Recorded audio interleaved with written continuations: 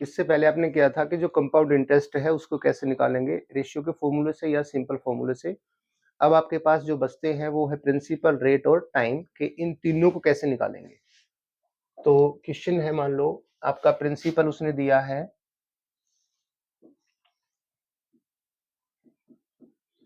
10,000 रुपए, रेट आपका 10% है और टाइम आपका 3 ईयर है। तो इसका जो आपका अमाउंट आया था 1331, निकाल लेते हैं एक बार। प्रिंसिपल है आपका 10,000, तो अमाउंट निकालेंगे 10,000 1 + 10/100 की पावर 3, तो ये हो जाएगा 10,000 11/10, 11/10 और 11/10,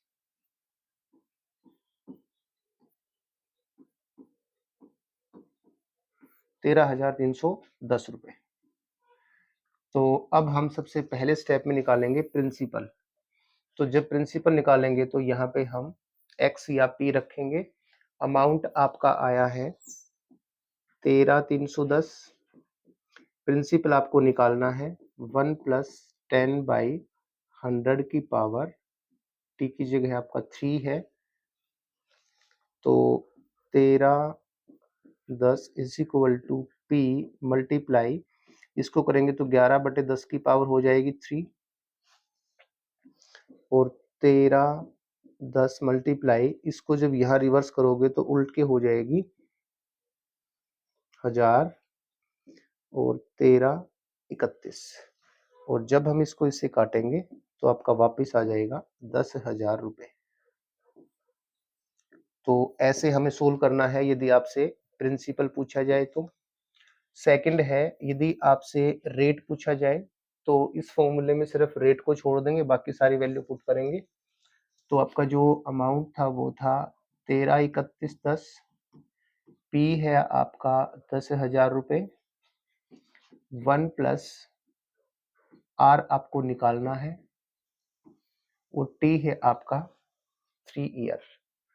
तो ये मल्टीप्लाई है, इसको डिवाइड लेके जाएंगे,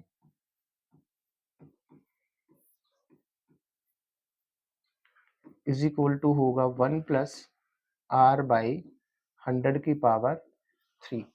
जब इसको आप नहीं सोल्व कर सकते तो इसको सोल्व करने का एक ही तरीका होता है कि जो पावर नोटेशन फॉर्म है उस आधार पे, तो जब हम इसको सोल्व करेंगे तो ये पावर होता है 11/10 की पावर होती है 3, और ये है 1 + r/100 की पावर 3।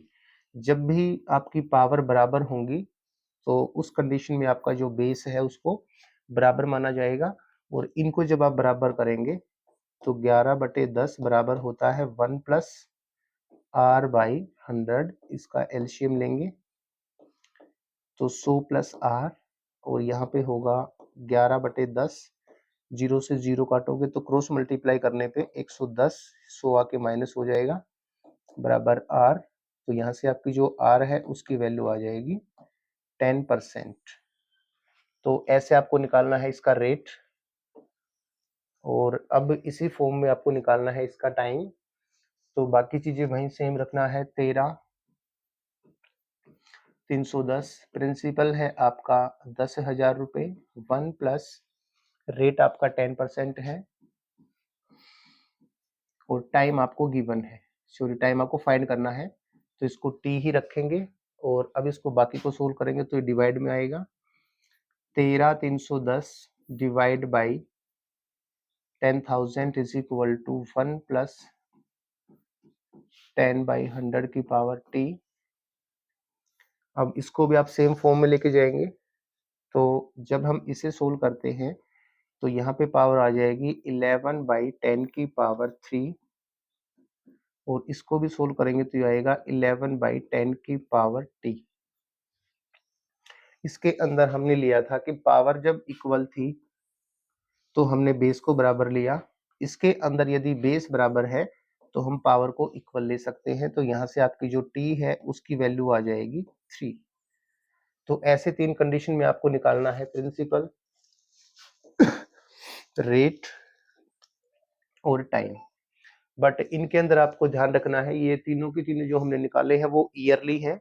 यदि ये हाफ ईयरली या क्वार्टरली हो तो फिर आप कैसे करेंगे, इनके अंदर जो आप यूज कर रहे हो टाइम, वो टाइम भी आपका क्वार्टरली होगा, रेट भी आपका जो है वो क्वार्टरली या हाफ ईयरली जो भी गिवन उस आधार पे होगा। बशर्ते प्रॉब्लम आपकी यहाँ आएगी, इसमें आप रेट आपको निकालना है, टाइम उसके अनुसार आप उसको चेंज कर लोगे। तो मान लेते हैं कि यदि यही क्वेश्चन आपका हाफ ईयरली में होता तो जो आपका रेट है वो 10% आंसर आया है, तो इसका आंसर यहाँ हो जाता 20%। जो चीज आपने वहां पे 2 से डिवाइड करके वैल्यू में पुट की थी, अब इसको वापस 2 से मल्टीप्लाई करके वापस निकालेंगे। सेम उसी कंडीशन में यदि आपसे टाइम की बात करें तो मान लीजिए ये भी आपका हाफ ईयरली के लिए कंडीशन थी, तो उस कंडीशन में यदि आपका टाइम 3 आता है तो ये टाइम कन्वर्ट होके आपका हो जाएगा 1/2 ईयर। तो इन दो चीजों का ध्यान रखना है सिर्फ, कि जो यदि हाफ ईयरली आपका जो टाइम आएगा तो वो आपके ईयरली को शो करता है, लेकिन जब हम उसे वापस कन्वर्ट करते हैं तो वो आ जाएगा 1.5 साल, क्योंकि जब हमने 1.5 साल को कन्वर्ट किया था तो वो 3 में कन्वर्ट हुआ था। लेकिन इस फॉर्मूले से जब आप वैल्यू निकालोगे तो वही निकालोगे जो आपने पुट की थी, लेकिन अगर हाफ ईयरली की बात करता है तो वहां पे इस चीज का ध्यान रखना है, आपका जो टाइम का आंसर होगा वो 1/2 होगा, और रेट जो भी आपका आया है उसका आपको करना पड़ेगा डबल। यदि हम इसी को हम क्वार्टरली में लेके चले तो प्रिंसिपल में तो कोई डिफरेंस नहीं होगा, ये पहले से आपको चेंज करनी होती है।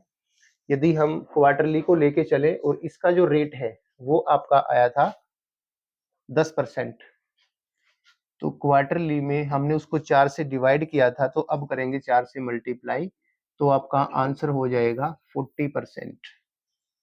उसी कंडीशन में यदि हम टाइम को भी क्वार्टरली मेंशन करें तो क्वार्टरली के अंदर यदि आप चलते हैं तो 3 होते हैं, तो यहाँ पे आपका आंसर आएगा 9 मंथ। तो इन दो चीजों को ध्यान रखना है कि यदि ये ईयरली है तो आपका आंसर 10 है, यदि इसी को हम हाफ ईयरली कहेंगे तो आपका आंसर हो जाएगा 20%। इसके अंदर ईयरली की बात करें तो आपका 3 है, यदि हम हाफ ईयरली कहें तो आपका आंसर हो जाएगा 1.5 साल। और यदि हम इसमें क्वार्टरली की बात करें तो जो आपका रेट आया था वो 10 है, तो आपका आंसर हो जाएगा 40%। और इसके अंदर क्वार्टरली की बात करें तो आपका जो आंसर 3 आया था उसकी जगह आपका लिखा जाएगा 9 मंथ। तो इस प्रकार आप प्रिंसिपल, रेट और टाइम को इस प्रकार से सोल्व कर सकते हो।